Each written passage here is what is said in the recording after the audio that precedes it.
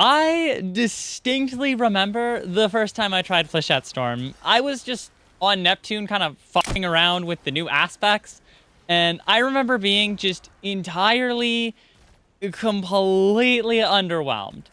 I think I actually uttered the words, wow, this is kinda lame, actually. And then I just instantly started retooling my build.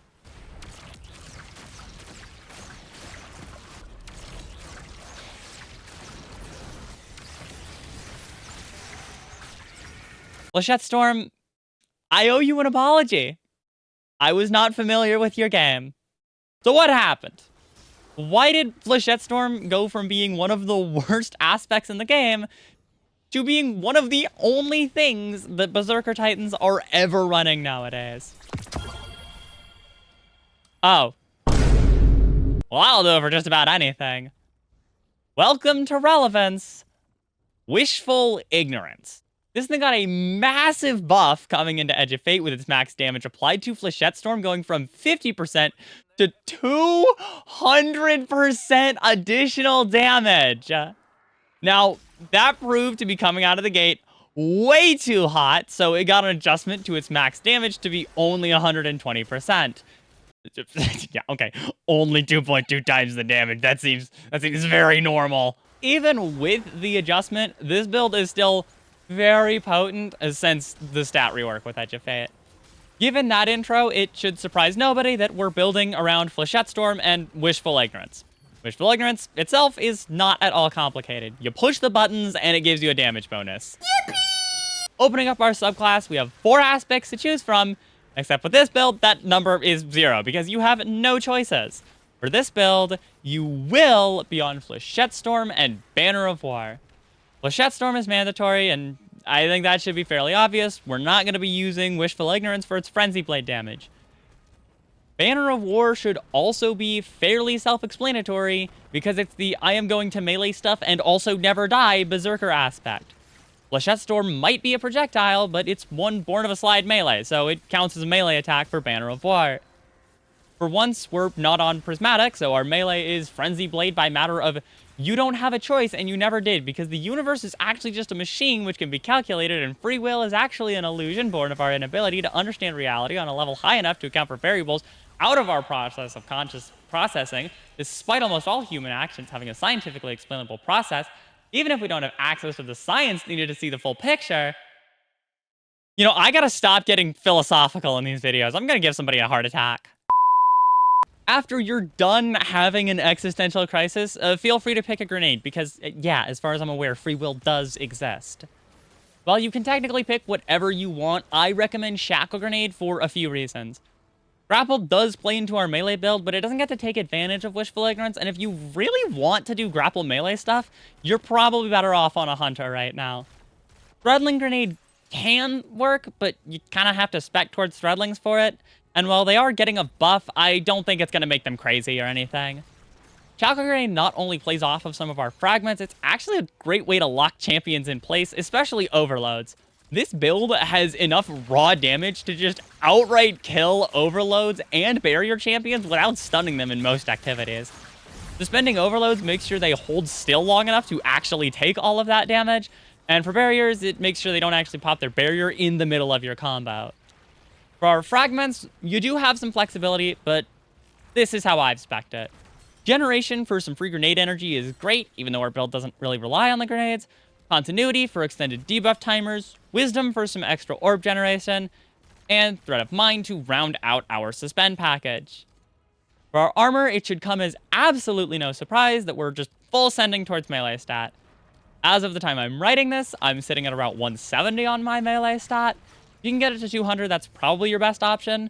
I just don't play Titan maybe as much as I probably should.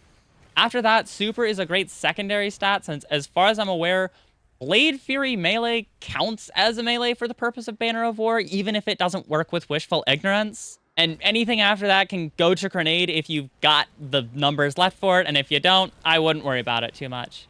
Our mods, to absolutely no one's surprise, are full melee spec'd.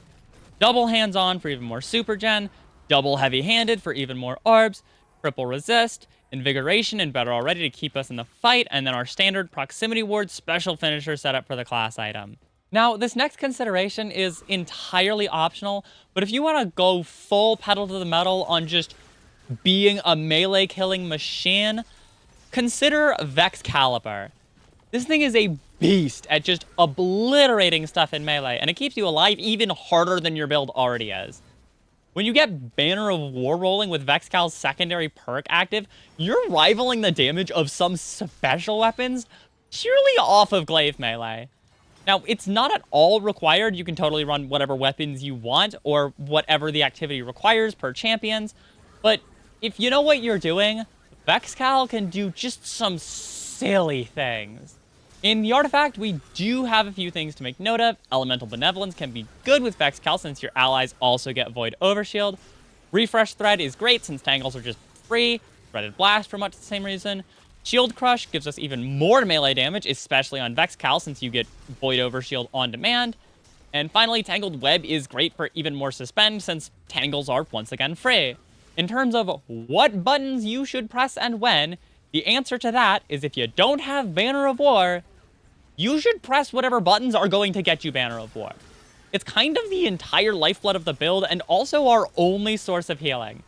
So step 1 is to get Banner of War, and then step 2 is to keep it up. Just kill all of the stuffs. Just everything.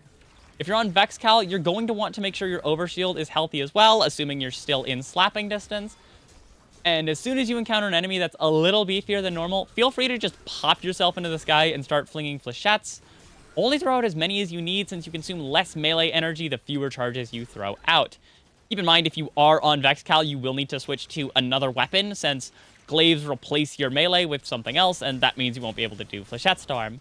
Having said that, for larger targets, you'll really want to make sure you have as many of your charges available as possible. Wishful Ignorance scales up to full damage as you keep throwing needles, so the more you throw, the bigger damage bonus you get. You get 2 volleys per melee charge, and it takes half a charge to get into the air, so the max you can get is 7 volleys, though you need at least 1 full melee charge to get going. If, somehow, you don't manage to kill the thing you're slinging volleys at, go ahead and pop your super and just get to swinging. After Blade Fury ends, all of your melee charges get restored, so if you really want to, you can Storm, Super Storm, and if the thing still isn't dead, go smack it with Vexcal, I guess. On top of being able to just deal a crazy amount of damage, this also serves as a great way to get some free storms off if you've got your super. Just make sure you burn all or most of your charges before you pop your super.